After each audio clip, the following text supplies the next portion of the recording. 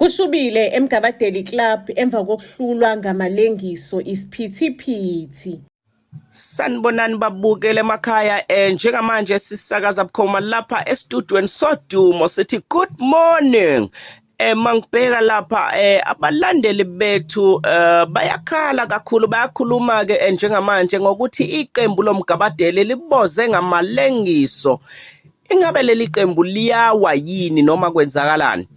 Kodwa ke yonke leyo mbuzo leyo izophenduleka ngoba phela uPhumzile iCEO yoMgabadeli izosijoyina kwi-live broadcast yethu njengamanje. Kodwa ke before ngithathe uCEO wethu ake ngithathe intambo ngizidlulisele laphana kumagwengwe. Asifundela ama-comment amabili amathathu sizwe ukuthi kuthini ukuphawula kwabo. Kuthini ukuphawulwa kwabantu noma ngithi luthini uvo lwabantu? Ngimbingelele babukeli emakhaya, ngizothatha ababili abathathu. Nangu uNozipho Shandu eMtubatuba uthi akachithwe lamanzi ayisekho lenkuku baze baboza abantu. Mase kuthi uSipho-ke laphayana eQwaqwa uthi yena wakhula elibukela leli qembu loMgabadeli elilandela kakhulu. Ngelinye ilanga bekafisa ukuthi naye ajoyine leli qembu loMgabadeli. Kodwa ke uthi isikhathi sakhona kusazolunga oMgabadeli abanyuse amasokisi bangavumeli nje ukuphalala njengamanzi. Ubesefikile-ke uPhumzile estudio, iqaleke imibuzo. Njengoba bengithembisele-ke babukele emakhaya ngisiphethe njengamanje uCEO wethu weqembu elikhulu uMgabadeli. Phumzile, ezinsukwini embili ezidlule akuhambanga kahle neze eqenjini elaziwayo loMgabadeli. Nishiya abalandeli-ke bethukile, ama-sponsors atatazela. Yakubukeki kukuhle neze. Uthini uplani wokuphuma kulesimo enibhekene naso njengamanje? Bhuti wami, isiZulu sithi ibhonga emswaneni. Ngeke ngiphike ukuthi ukudlula kababa uMgabadeli emhlabeni akusilimazanga. Kusilimazile, kwasilimaza kakhulu. Abadlali bethu abaningi badiscover ubaba uMgabadeli kusukela ebuncaneni babo. Seloko nje bakhula ubabambe ngesandla bakhulela kuleli qembu ubaba uMgabadeli uyithemba labo. Ukudlula kwakhe-ke emhlabeni kubalimazile kakhulu emotionally. Akulimazanga abadlali kuphela, kulimaze ngisho nathi istafu saseMgabadeli. So-ke bhuti wami ibingekho into esingayenza ukuthi mhlawumbe sicela ukuthi igame ime noma ihlehliswe ngoba akukho emandleni ethu. Kodwa okukhulu kunakho konke ukuthi silimele. Uthini-ke umhlahlandlela, ithini i-way forward? Thina njengabasebenzi baseMgabadeli nabadlali baseMgabadeni sizothatha iy'nsukwana sihambe siyoyikhotha amanxeba ngoba sehlikelwe umshophi. Inkulu lento le esehlele. So thatha iy'nsuku ey'ntathu sithi ukuphola emoyeni, sithi nje ukuyikhumbula. Emva kwaloko-ke sizobe sesibuya ngeshodi sizokhumbuza abantu, sibakhombisa ukuthi thina singobani singoMgabadeli. Futhi-ke ngicela ukunitshela ukuthi ukuhlehla kwethu isiZulu sithi inqama mangabe ihlehla akusho ukuthi ihlulekile, kusho ukuthi iyolanda amandla. Njengamanje sithi cha, silimele impela, ake sihlehle siyolanda amandla mase sibuya ngeshodi. Ngiyakuzwa Phumzile. Ingabe lokho kuqonda ukuthi it's unfair ukuthi abantu bangeqala benjaje emva komdlalo nje owodwa vo? Ngizocela ukuthi abantu bakhulume emva komdlalo olandelayo la esisobakhombisa khona ukuthi thina singobani. Ngibuka la wePhumzile, nizowabuyisa kanjani ama-sponsors aselahlekile? Ngiyaxolisa ukukutshela bhuti wami ukuthi thina ngeke siwabuyise ama-sponsor. Angeke futhi siwacele ukuthi abuye, azoyibuyela wona. Iwona azocela ukubuya. Thina esizokwenza ukuthi sibatshengise ukuthi singobani. Sifaka umfutho, sidlale ngokuseqophelweni eliphezulu. Mbukeli wami emakhaya, umuntu esikhuluma naye njengamanje uPhumzile, iCEO yeqembu elikhulu kakhulu laphana uMgabadeli Basketball Club. Uthi-ke uPhumzile mabebuya okwesibili njengoba bezodlala igame elilandelayo, bazobuya ngamandla, bazobuya sengazi ukuthi bathelwe ngey'bonkolo. Njengamanje hlala nathi lapha unganyakazi sisathi yophuza amanzi. Nkosana ubambe umhlangano noma wakhe uMakhumalo uMrs Mgabadeli. Mama, angiqondile ukupolitika. Kodwa ma indli yavuza. Kusasa lokho kusayo sizobe sinomhlangano wama-board members. Lapho ngizobe ngisebenzisa ilungelo njengenkosana yakoMgabadeli ukuthi ngivikele ifa lethu leli ubaba alijulukela kanzima. Ngizocela ma uvotele ukuthi le ntombazana ayikhishwe esihlalweni. Ngoba ubonile ma ukuthi sesiyinhlekisa kanjani la ngaphandle.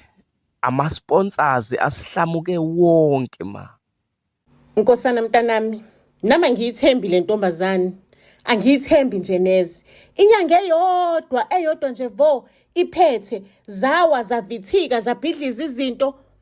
Ubaba wenu ubenesisoka enolimu lokukhuluma nama-sponsor ukuthi ama-sponsor angasishiyi.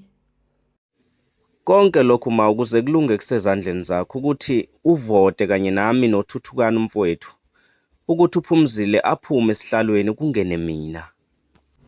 Hayi mntanami nginani ngokwevoti. Ngiyacabanga ukuthi uzoba nesisoka esingcono kunesikaPhumzile. Ngiyacabanga ukuthi nje mhlawumbe nawe ubaba wakho nje umfuzile unasi isisoka esifana nesikayihlo uzokwazi ukwabuyisa lama-sponsors. uPhumzile ungena egaduzela e-ofisini lakhe emva kwe-interview yakumabona kude la enqume khona iy'nqumo ey'nkulu. Londeka ngicela uxhumane no-coach umtshele ukuthi kusasa ekuseni ngo-7 ngimdinga la yena nabadlali bakhe. Ngifuna ukukhuluma nabo ngo-7 babe sebengilindile e-boardroom lapha e-ofisini lami. Ngiyaxolisa mphathi, mangabe ulaphayana ku-interview kumabona kude kungene i-email kankosana ecela umhlangano wama-board members kusasa ekuseni. Lokhu kubalulekile Londeka, unkosana can wait. Ngiyaxolisa futhi mphathi, bathe i-agent le meeting noThuthukani naye uyisekhondile wathi i-emergency. Nawe-ke uyawazi-ke ama-rules alekhaya ukuthi mangabe ama-board members esekhondana i-meeting leyo izokwenzeka. uPhumzile uyaskrabha, uhluka into engekho. Kuyabonakala ukuthi umqondo usemajukujukwini. Sithandwa senhliziyo yami. Kunganjani kodwa sithandwa sami siplane something kusasa?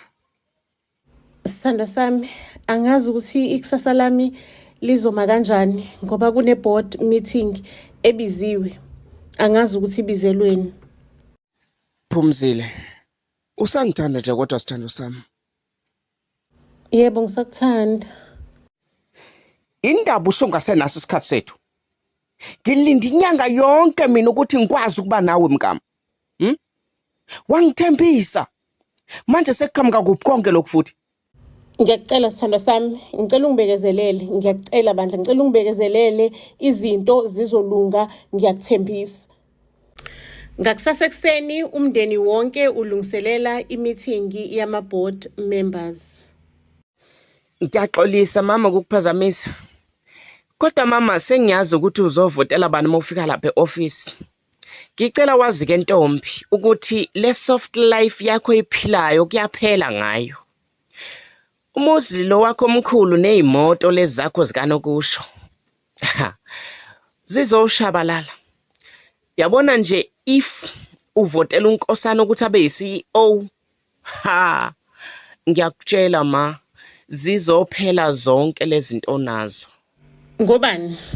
Ukushiswa yini lokho khadeni mntanami? Yabona ma, if ubaba bebona ukuthi unkosana uyafitha ukuba yi-CEO ngabe kade ambeka. Ubaba esaphila ubencamela ukulanda umuntu angaphandle njengesekela. Unkosana ekhona ma. Selokhu waqala unkosana ukusebenza Nkosi yami ubesebenza ka-finance.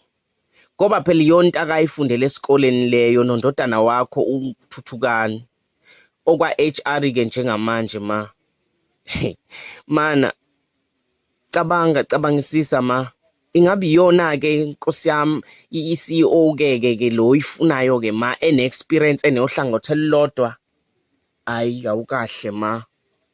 Abonakale elalele ejulile uMrs Mgabadeli. Ngakho ke ma ngizocela ucabanga ujule ntombo.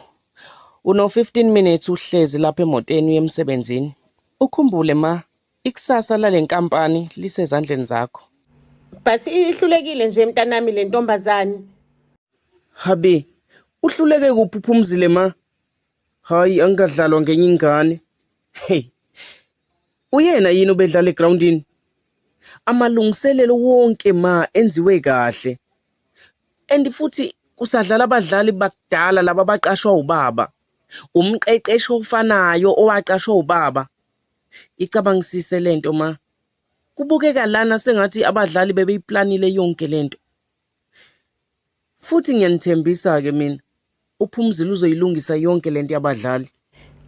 Sebehlangeneke abantwana bakaMgabadeli, kukhona ngisho nommeli wenkampani njengofakazi. Asukumeke uNkosana njengomuntu obize lo mhlangano ophuthumayo. Umndeni wami oyigazi lami. Bomgabadela abahle, lesimo esidlula kusona njengamanje asisihleneze. Benginesiphakamiso ke lapha, hayi ngoba mhlambe ngedelela umafungwase kababa. Kodwa ngibona ukuthi njengoba izinto zimabheketwane kanje, ngicela usisi ehle esihlalweni, kungene mina, izinto zibuyele endaweni yazo. Ukuhlehla kusho ukuthi awusenawo amandla. Ingakho isiZulu sithi ukuhlehla kwenqama ukulanda amandla. Bengicela dadewethu ukuthi uthi ukuhlehla uyolanda amandla. Ubaba wayekholelwa kuwena.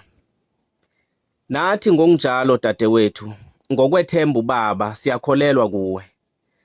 Kodwa ke dadewethu isimo njengamanje asisihleneze.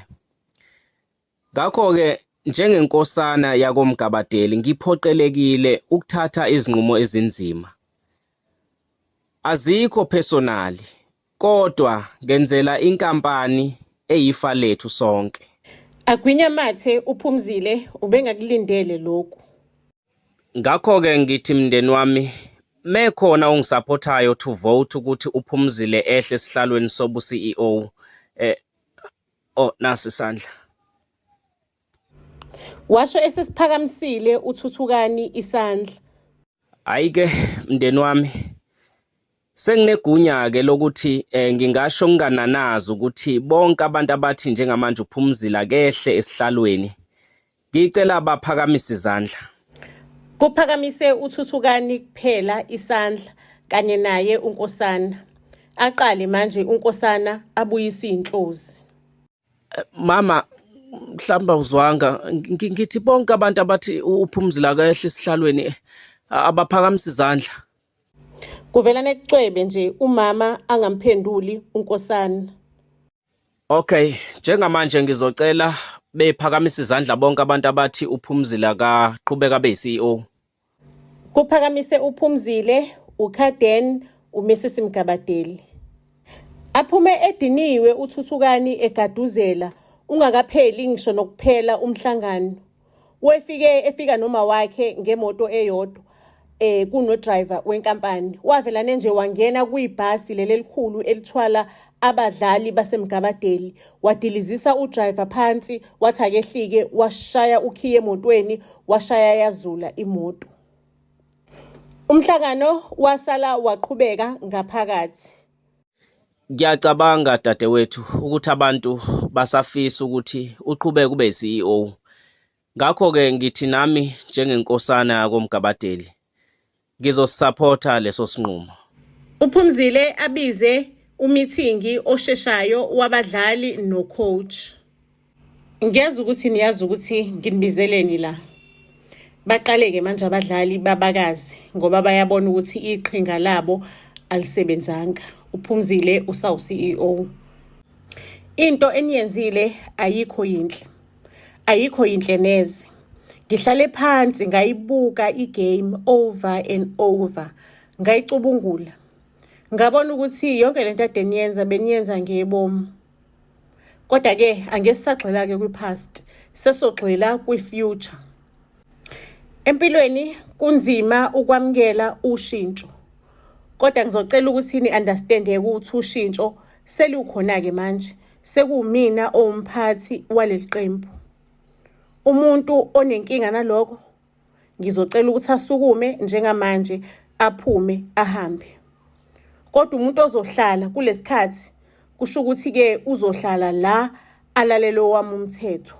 Uzokwenza njengokusho kwami njengomphathi weqembu.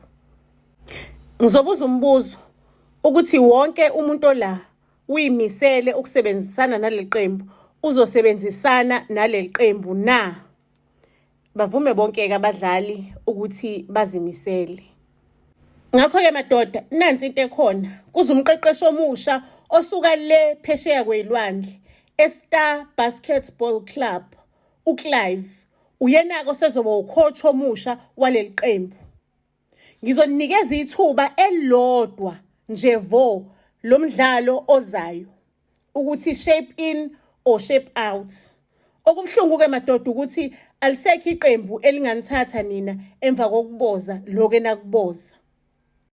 Manje mina Sister Boss, makuza uClive, ucoach omkhulu kangaka Nkosi yami. Mina njengomqeqeshi ekade eqeqesha kuleli qembu, ngizobe sengenzani mina? Ngiyaxolisa, uhlulekile ukuvikela leli qembu. Salahlekelwa amamiliyoni, saluza ama-sponsor. Angazi noma uyawubona yini udamage owenzile.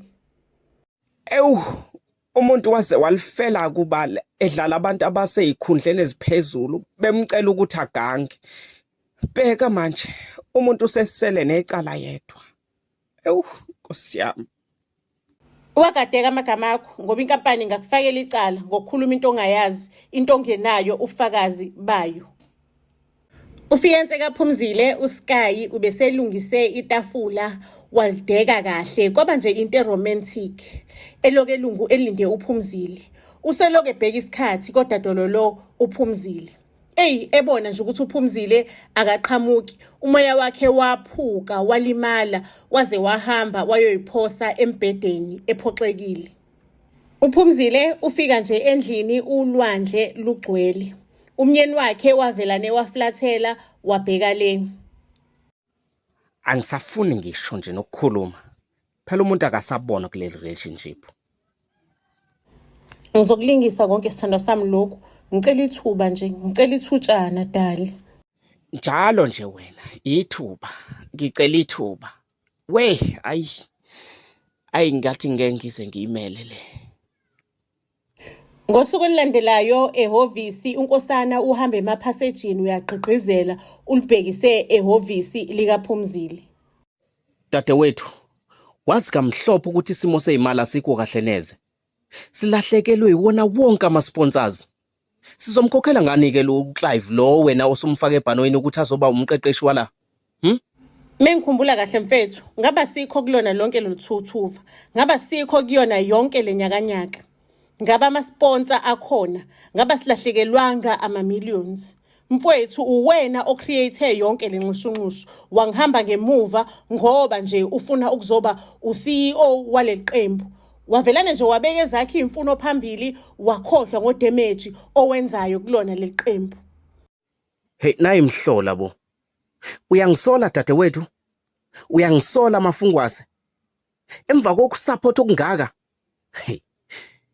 Ubaba uyaphenduka emathuneni lapha ekhona. Okwenzekile sekwenzekile bhuti wami, ayisekho into engayenza ukuthi ngikushintshe.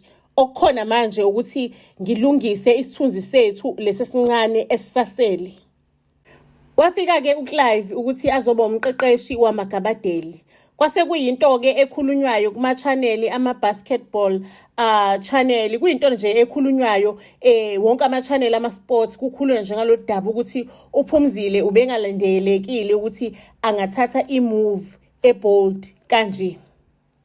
Iqaleke manje inkathazo. uClive usefikile, usefuna ibhasi ukuze agibeze abadlali ahambe ayobaqeqeshela ndawana thizeni. Sekuyatholakala ibhasi alikho. Ibhasi lalwinyazwa uThuthukani ngaleli langa lemithingi ephuma ediniwe. Wase uyafihla-ke nje, wayifihla yonke le ndaba. Thuthukani mntaka baba, ngiyayazi imfihlo yakho ejulile. Awu, angithusa-ke lawo mazwi. Ngabe udadewethu ukhuluma ngani? Imfihlo yokuhlushwa idakamizwa bhuti wami. Kade dadewethu ngabona ukuthi wena awungiphiwe enhlobo. Awungikhonzile neze wena. Mfowethu, ngizokunikeza ama-options amabili. Kuphakathi kokuthi uya e-rehab, uhambe uyothola usizo lwale nkinga le obhekene nayo. Noma ukhokhela ibhasi leli olilimazile. Libiza amamiliyoni-ke ambalwa. Ngiyacabanga ukuthi mhlampe ungathatha kuma-dividends wakho ukhokhele ibhasi. Kodwa-ke futhi ama-dividends i-profit asakabi nayo angeke sithole lutho. Or mhlampe ngingakuyisa enkantolo, inkampani ingakuyisa enkantolo ithumela ama-summons ukuthi uthengise izinto onazo oyi-onayo ukuze ukwazi ukukhokhela leli bhasi. Konje yonke into oyi-onayo isegameni lenkampani. Okusho ukuthi-ke inkampani izophoqeleka ukuthi icele udayise ingxenye yamashares akho ukuze ukwazi ukuthi ukhokhele leli bhasi leli olimoshile. Hey, unamaqhinga Kukwena-ke mfethu ukuthi ukhethani. Ngiyazi ukuthi wazi kahle hle ukuthi angidlali. Ngizokhetha i-rehab. Kodwa ngizocela unginikeze nje amasonto amabili ukuthi ngilungise isimo lapha ekhaya nomama wabantu abami. Ngizocela ukuthi kulo 2 weeks uzame ukuthi uyiphathe. UMamqadi ingoduso kaThuthukani udinwe ugane unwabu. Emva kokuthi uThuthukani umthelele ngenkahla ye-STI, usebuya kojova ingxukuxela yemjovo. Usepakishe imithwalo yakhe waqoqa amasulkesi akhe, imithwalo isimi ngobhozo. Kuvelane kungene unkosana kusenjalo. Awu, yini engathi umthwalo usobhokweni nje kodwa? Ingabe no vacation benu yini? Achiphize uMamqadi ingoduso kaThuthukani. Phela uMamqadi useneminyaka u13 aba ingoduso kaThuthukani futhi ehlala kaMgabadeli. uThuthukani ubelokhu ethembisa nje ukuthi uzomshada kodwa kuze kube namhlanje akakamshadi. Yini kodi kwangathi uyakhala nje kwenze njani? Bhuti omdala, uThuthukani ungithelele ngenkahla kaConsula. Ngikhathele mina ilento kaThuthukani, ngikhathele uhambe ehlisa sonke isketi la iBlue Bay yonke. Ngikhathele mina bhuti omdala. uThuthukani ngiyathutha. Qoqela imithwalo yami ngibuyele ekhaya bhuti omdala, ngixoshwanga mina ekhaya. Angixoshwanga sekuneminyaka u13 yonke umbhitweni lezi uzongishada. Wagcina nje ngokulobola ekhaya. Ngikhathele mina iquality engihlalele lana. Akashintshi lo muntu. Akakhoni lo muntu bhuti omdala. Akakhoni bhuti omdala ngathi kusawumntwana omncane lokho engahlangana naye ngalesiya sikhathi. Unkosana atatazele akha amanzi anikeze uMamqadi, amcela ukuthi ucela ahlale phansi azame ukwehlisa umoya. Amtshela ukuthi yena njengenkosana iyalana koMgabadeli uzoyilungisa yonke lento le. Unkosana athatha ucingo afonele uThuthukani. Mfowethu, uyasibona isimo sibeka kusona. uMamqadi upakisha impahla zakhe uyahamba njengamanje. Uyazi ukuthi ukuphuma kwaMamqadi ngalo yamnyango ukrayeka kwamashares akho. uMamqadi uzobuya afuna uhafu wakhe. Yize wongamshadanga ngokwenkantolo kodwa usuhlale naye iminyaka u13, wamlobola mfethu, wamqeda, waphuma kubo inkomo seyiphelile, kwakusale nje ukuthi kugcagcwe ngokusemthethweni. So ngakho ngithi mfethu buya uzolungisa lesimo saka Mamqadi, uguqe phansi ngamadolo. uMamqadi ufuna umshado nje kuphela. Mfethu sonke siyaganga samadoda kodwa abafazi asibakhombisi. Nawe muganga gange kufihlakaleni. Ungabuye ekhaya eyintatha, buya ngesikhathi sokubuya kwamadoda anamakhosikazi ekhaya. Abuyeke uThuthukani ekhaya ngokukhulu ukuphuthuma ezokhuluma nonkosikazi wakhe uMamqadi, ingoduso phela. Sithandwa sami, ngiyazi ngonile futhi ngikuphoxile kakhulu. Ngakho-ke sithandwa sami, sengizimisele ukuthi ngibe ile ndoda ekwakufanele ngaba yiyona kwasekuqaleni. Sithandwa sami, wena owazi imfihlo yami yokuthi nginenkinga yezidakamizwa. Ngithathe isinqumo-ke sokuthi ngiye rehab. Ngakho-ke sithandwa sami, ngizothanda ukwazi ukuthi ngikushade manje yini noma mhlambe ngikushade sengibuye rehab. UMamqadi wesehleka eqoqotheka phezulu. Hayi ngoba siyawathanda amadoda, Nkosi yami Shem. Phela mina Thuthukani sithandwa sami, mina ngifuna umshado omkhulu. Angeke ngikwazi mina ukuyobhala nje, ngibhale nje. Mina sithandwa sami ngifuna umshado omkhulu, ngifuna ingubo enomsila esuka la iyofika laphaya. Ngifuna mina ama-bridesmaids, mina ngifuna ukuphuma ko-magazines. Mina ngifuna umshado wami kukhulunywe ngawo. Kushiwo ukuthi umshado omkhulu womgabadeli. Bavumelane-ke uThuthukani nowakwakhe uMamqadi ukuthi bazoshada after esebuya erehab uMamqadi. UClive njengoba esefikile wenza into zakhe, abadlali uyabaqeqesha. Nanti nosuku lomdlalo omkhulu liyasondela. uThuthukani wenze iproxy yokuthi ama-shares akhe noma iy'nqumo ekumele ithathwe uyena uyishiya ezandleni zikamfowabo uNkosana. Wahamba-ke waya erehab. Sele-ke manje uNkosana ucabanga amaqhinga ukuthi into azoyithini, uzomketula kanjani uPhumzile njengoba sekunedumela lalo mqeqeshi omusha ovela phesheya uClive. uLondeka oyi-PA kaPhumzile wayekade eyi-PA yaMr Mgabadeli, useyi-PA kaPhumzile-ke manje. Unobudlelwane thizeni noNkosana. Kahle kahle uPhumzile uLondeka ujola noNkosana, indodana endala yomgabadeli. Vele into yabo bayenza after hours le ofisini, lo PA unokuphuma late, into yabo nje bayenza la e-ofisini.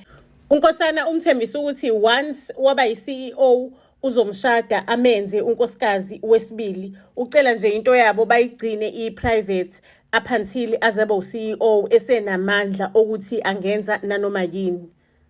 uLondeka utshela uNkosana ukuthi iNkosana ngiyithwele, ngikhulelwe ingane yakho. Isiney'nyanga ezimbili no-half, isizohlanganisa iy'nyanga ey'ntathu. Ajabule uNkosana, gxume athandaze ukuthi omgabadeli bayamthanda. Ajabule noLondeka ukuthi hawu indoda ijabulele kanje ingane ngoba phela umjolo wethu uyimfihlo. Athi uNkosana, lalela-ke Londeka, into ezokwenzakala le ngane le sizothi ekaMgabadeli. Sizothi wena bukade ujola noMgabadeli ngokuyimfihlo. Njengamanje-ke ingane le ekaMgabadeli. Mina ngizobe sengiyahamba-ke ngiyocontesta ukuthi ingane nayo ithola ama-shares ngoba iwili yayithi zonke iy'ngane zami ayihlukaniselane ama-shares ngokulingana. Ake ngempela uNkosana alibeke udaba eYithebeni, abize imithingi ephuthumayo. Kodwa-ke imithingi this time wayibiza through udadewabo uPhumzile. Wafike nje wakhuluma naye ukuthi mafungasho wababa sekunodaba olukanje. UPA lo wakho uLondeka uqhamuke kumina echiphiza esho ukuthi uthwele ingane yomgabadeli. Ubaba naye bekade benobudlelwane obucashile. uLondeka bekasala aphume late enza umsebenzi kanti uyazi ukuthi ulindele ukuthi babe nobudlelwane nobaba ngoba banobudlelwane obucashile.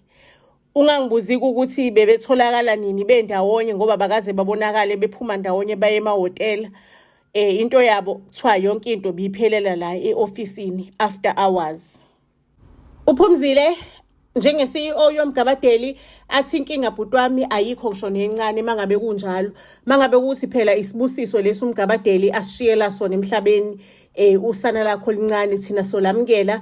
Akizalwe-ke ingane kwenziwa ama-DNA test. Once-ke kwatholakala iproof ubufakazi ukuthi ingane kaMgabadeli lena-ke sekuyohlalwa phansi-ke inikezwe-ke nayo iphathi yama-shares ayo. uNkosana belikhona iqhinga analo, yize singalazi ukuthi iqhinga lakhe lithini. Ubezovumbuka neqhinga lakhe emqubeni agadle ngalo ukuthi akwazi ukuthi angene esihlalweni sobu-CEO. uPhumzile akhumbula ukuthi encwadini yababa uMgabadeli lo oselele kwabandayo weshilo baba uMgabadeli ukuthi kunamakhamera ayimfihlo la e-ofisini ekuyena kuphela akwazi ukuspaya ngayo kubasebenzi. Akekho umuntu owaziyo, ngisho noNkosana indodana yakhe endala imbala ayazi ngalamakhamera. washo uMgabadeli ukuthi uya kuphi mangabe efuna ukuyobukela lo makhamera. uPhumzile wahlala phansi wabuka ama-footage efisa ukubona ukuthi ubaba wakhe nale ntombazane uLondeka bebejola nini ngasiphi isikhathi. Wathi mangabe ebuka amakhamera footage wathola ukuthi cha uLondeka ubekajola noNkosana. Phumzile abiza ubhuti wakhe eceleni uNkosana amtshela ukuthi ayikho right lento oyenzayo bhuti wami, ayilungile neze lento leyo yenzayo ukuthi wena uzama ukuxabanisa umndeni because ufuna ukuhlala kulesihlalo. Ubaba unesizathu sokuthi angibeke kulesihlalo. Ngakho-ke bhuti wami, le nkampani kusayinkampani yakho nawe, ukuthi kuhleli mina noma kuhleli bani sonke sisabhenefitha ngokufanayo. Ukuthi ubani oyi-CEO, into engingayenza mina bafo ngoba ngiyabona ukuthi ukuba yi-CEO kusho lukhulu kuwena. Mina ngenza ukuthi ube yisekela lami, ufunde kumina, silekelelane. Wadinwa kwangathi uthwelwe ngey'bonkolo uNkosana ezwe lokuthi ufunde kumina. Athi ngifunde kuwena, ngifunde kubani? Uyitshela ukuthi wena ungcono kunami, mhlawumbe uhlakanipheka ngconywana kunami. Wadinwa wacishe waqhekezeka uNkosana ezwa lokhu. uPhumzile wangaba nendaba wayiqhubekela nokurana iqembu loMgabadeli. Ake lufike kusuku olukhulu kudlalwe igame. Mangabe bedlala abadlali bahlula iqembu ababedlala nalo ngamalengiso. Kwabonakala ukuthi uPhumzile lento leyo weyisho weyiqinisile. Aqala ke manje ama-sponsor afuna ukubuyela, aqala ama-sponsor afuna ukubuya afuna ukuze eqembini ama-sponsor amasha afuna ukuthi abe yiphathi yaleli qembu. uPhumzile unenkinga endlini, isimo phakathi kwakhe nefiance yakhe siyatekateka. Uyayibona lonto ifiance ibona inganikezwe isikhathi, ibona ingathandwa. Ake uPhumzile azasho ukuthi sithandwa sami izinto seyihlangene, ngizokhuluma no-PA wami akhulume nawe ku-arrange usuku esisoya ngalo nje sibe nesikhathi sethu sodwa sobabili sibukele izinkanyezi kube mnandi kube nje yami. Kuthi kusenjalo kube khona ama-sponsor aphesheya kwezilwandle afuna ukuzosponsorisha iqembu loMgabadeli ukuthi babone ngathi sebekwi-level ya global because yonke imidlalo eyayilandela balalilwina iqembu loMgabadeli. uPhumzile ahambe aye eNkosana ubhuti omdala wakoMgabadeli afika amchazela ukuthi ucela ukuthi ahambe amphelezele ahamba yokhuluma emsamo. Sho ukuthi ke ngokwesiko lesiZulu noma usuku lwakoMgabadeli kukhuluma uNkosana emsamo. uPhumzile ubefuna ukuthi ahambe ayoyibongela kuMgabadeli ukuthi Mgabadeli awusilahlile unathi ubuka nje manje sesisoba global. Uyayibona into enjengaleyo. Avume kuNkosana ajabule ukuthi uPhumzile akayithathanga izinto ngesinxele, abona ukuthi njobe uCEO mhlawumbe nasemsamo uCEO kanti emsamo kudingakala iNkosana. Ake ngempela afike ke uPhumzile amxoxeleke ukuthi nasi isitori ozofika usibongele ngase kuMgabadeli ukuthi siyabonga ukuthi nanti ithimba la overseas lithi lifuna ukuthi lizosponsorisha inkampani enkulu esponsorisha amaqembu aphezulu kwi-basketball. Nansi ke isithi ifuna ukuthi izosponsorisha oMgabadeli. Leyo nto ke leyo isayimfihlo ayakaxoxwa ndawo. uPhumzile utshena uNkosana ngoba ufuna ukuthi kuhanjwe kuyokhulunywa empephweni. Ake ngempela uNkosana ahambe ayobonga empephweni, abonge njengokucela kaPhumzile, abonge zonke izinto uPhumzile wayeyibalile. uNkosana angisho uyathandana noLondeka, afune ukubona ischedule sikaPhumzile ukuthi labantu laba bafika nini. Hayi mangabe sibona ischedule abona ukuthi a day after ukubona labantu uPhumzile uzobe nesikhathi esimnandi nesithandwa sakhe. uNkosana avelana aphambanisa amakomishi. Ngaleli langa leli lokuthi uPhumzile kumele ahlangane nama-sponsors, avelane enze ngathi uPhumzile ngalolo langa kumele aspende nesithandwa sakhe isikhathi. Ama-sponsors ozofika ngezikhathi zantambama nesithandwa-ke aplan ukuthi abahambe same time ngaloso sikhathi. Zisondela iy'nsuku uPA afonele uSky amkhumbuza ukuthi Sky uyazi ukuthi kusasa niyahlangana noPhumzile endaweni ukuthi ngesikhathi sokuthi amalungiselelo sengiwaplanile sengiwalungise wonke amalungiselelo. Ake ngempela uPhumzile-ke ahambe-ke sebehleli laphayana kwi-picnic babukela iy'nkanyezi nomuntu wakhe kumnandi kunjeya. UKhadeni ngalolo langa wesebenza late e-ofisini. Kuvelane ukuthi gqi ama-sponsors aphesheya ngaloso sikhathi. UKhadeni ukuthi akahlanyi ukuthi uPhumzile uye kwi-picnic nomuntu wakhe sho ukuthi ukhona umuntu ophamanisa iy'nkomishi. Ngaleso sikhathi uNkosana ubesegodukile sekugoduke wonke umuntu kusele uKhadeni osebenza late. Sho ukuthi nje uNkosana weplan ukuthi afike ama-sponsors kungekho muntu. Cabanga ama-sponsors wefika nama-camera because they wanted to document this entire thing. uKhadeni afonele ucoach ngalolo langa bebesajima nabadlali bebeyiqeqeshela ntambama ilanga selehlikile ngalolo langa. Baba nesejina sekuseni kwakushisa kakhulu base baba nesejina ntambama. uKhadeni afonela ucoach ukuthi akenzise itho labantu abathorise around iMgabadeli abatshengise le badlala khona nabadlali baqhubeke badlale. uKhadeni uza kulabantu ukhuluma nabo uyabatshela ukuthi uyabamkela sekube nenhlekelelo uPhumzile is involved in a car accident imoto ikrashekile but she is not injured she's not injured. I am on my way ukuthi ngiyomlanda abuye eze la but for now ngizocela ukuthi nibuka around ucoach uzonithatha ntshengisa abadlali ntshengise around iMgabadeli. Ngicela nje lesiphe just few minutes uPhumzile ngiyomlanda because la kakhona imoto akanayo imoto ilimele ayisamove. Ama-sponsors aphesheya azwelane naye kuPhumzile azwelane naye athi uKhadeni no uPhumzile utheni ngakhanseli uyeza manje she is perfectly fine it was just a small car crash ukuthi imoto ayisakwazi ukuqhubeka njengamanje.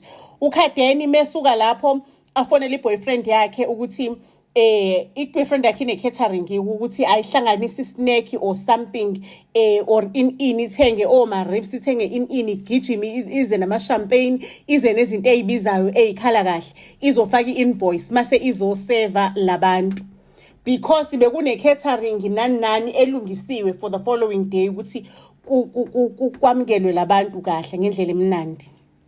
uKhadeni agijime athathe iy'mpahla ey'formali zikaPhumzile uyagijima manje uya kuphi uya la uPhumzile akhona nesithandwa sakhe. Mefika laphayana uKhadeni amtshela ukuthi Phumzile ngathi kube newishiwishi kuphamba namakomishi balaphayana-ke manje e-ofisini abantu laba baphesheya ama-sponsors lapha baphesheya athi bona i-meeting yabo imanje. Lukhululeka-ke khona udaba engilenzile ngaqambe excuse ngathi ube nenkinga kanjani ngibashiye no-coach uyabatshengisa around akho umuntu e-ofisini sengi-arrange ama-refreshments asefikile e-ofisini gqoka njengamanje ngiyakuthatha uyo-attenda labantu vele i-presentation yakho busuyenzile uyopresenta manje ngiphethe i-laptop yakho ngiphethe everything yakho yonke into oyidingayo.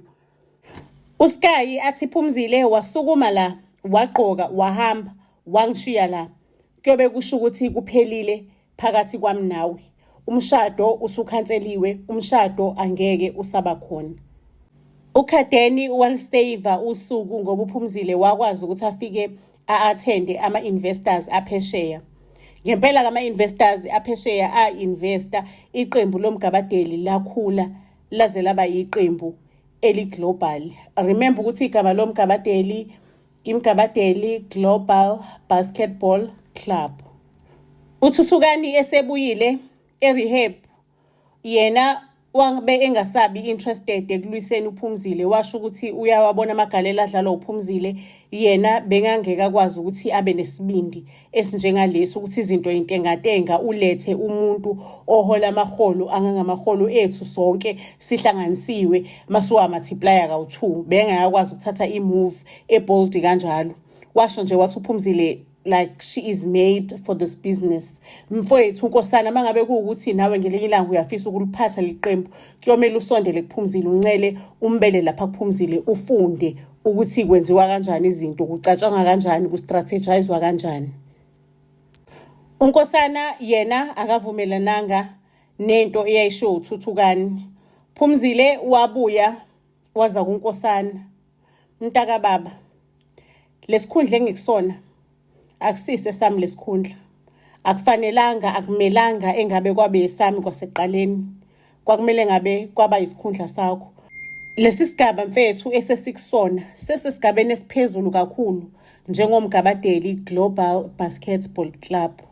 Mfowethu, ngiyafisa ukuthi ngithathe iy'ntambo ngiyibuyisele kuwena la ekwakumele ngabe iy'ntambo zikhona kwasekuqaleni, ngoba ubaba wanginikeza umsebenzi owodwa ukuthi ngithathe leli qembu leli ngilifinyelelise la angafinyelelanga khona ukuthi libe global. Kodwa-ke mfethu, angeke ngikwazi ukuthi ngidlulisele kuwena leli qembu usakule meko okuyona njengamanje. Ngizokucela mfowethu ukuthi uhambe uyothatha iy'fundo ze-management, project management, nazo zonke mina ley'fundo lezi engayifunda phesheya, ngiqeqeshwa phesheya. Ngaqeqeshwa kulona leli qembu leli ekwakucoacha khona uClive Star Basketball Club. Ngizocela-ke mfethu ukuthi uthathe ley'fundo ze-management, uthathe ney'fundo ze-sports. Mase-ke ngizokucelela eqembini leli mina engaqeqeshwa kulona ukube yi-manager, ukuthi nawe uhambe nawe uyokwenza i-training khona. And then mfowethu, emva kwaloko uzobe usubuya ube yisekela lami unyaka owodwa noma iminyaka emibili, ngizobe sengiyakubona ukuthi usukulungele yini na.